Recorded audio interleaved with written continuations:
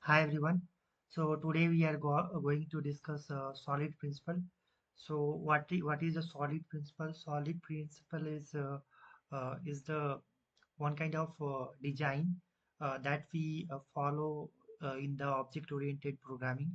So let's discuss about one by one all of them. So S stand for single responsibility principle. So what it means when you are writing any classes or code in your application or in your project, that should have a single responsibility. Suppose you are writing a upload feature, right? Uh, then your code should have only upload related code. It should not mix up with other business code. So it's all about one region to change your class or method and package. We are writing class method and package. They should have single responsibility.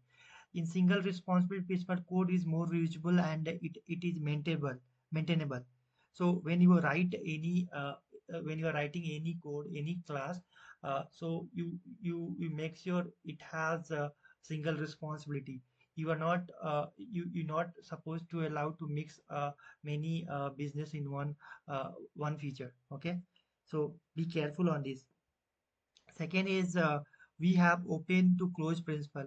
Open to close principle, it means like when your class is open for extension but closed for modification. You have some logic in your class, right? Suppose you have shape and then you have area, and in your test class you are writing such code based on the object you are writing some code. Okay, when you have a new shape, like such as currently we have triangle and rectangle and triangle. If something pyramid or something will come, then you have to modify this code.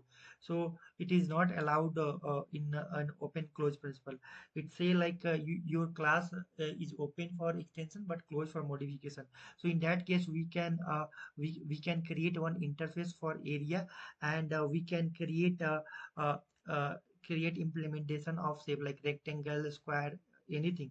And in that case we don't need to change anything. Like here we directly need to call the area API, area method. So here, if you in future if you have more different uh, shape, then you don't need to do any like a modification in your existing code. You just have to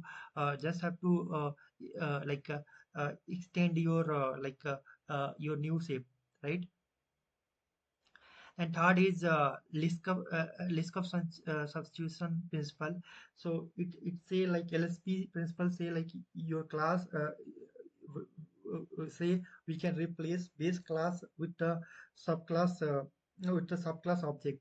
So when you have something called you have something called color, right? Suppose you have something called color, and color class has one method. It's called suppose color method is there, and there we are painting green, and we have one subclass of green blue. So blue is extending color class, and there we have also printed blue message, right? And in main method we are trying to create a green blue object and assigning to green, and we are trying to print. So here the printing is blue. So it is contradicting the LSP principle. So instead of that, what we can do, we can create one color interface, and there we can create color method, and our green and blue both are implement that.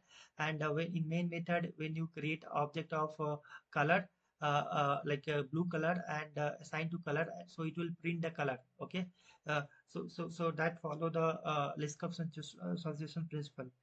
Let's come about segregation principle.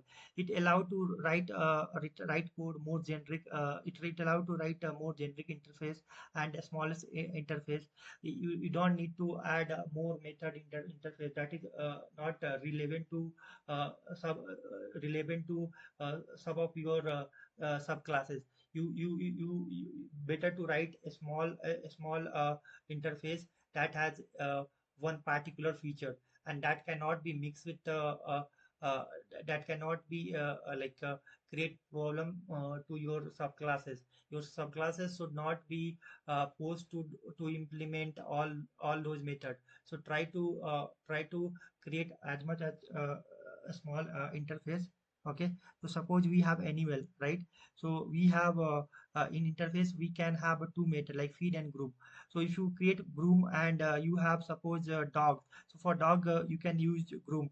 But if you have like tiger doesn't support groom because tiger is not a pet, it is not domestic animal, so you cannot groom the tiger. Okay, so like if you create groom here in the animal, then it force tiger to implement that method. So better to create a smaller interface, like you can create one pet interface. So in pet interface you can use groom. So like dog is needed pet, so you can just implement in dog, you don't need to add in animal. Okay, so in this way we can improve the you can improve our code usability, and also our code will be more readable and more maintainable. So dependency inversion control, it is recommended, it recommend to use abstraction over concrete classes. It allow write code with the interface, and your code should be open for extension.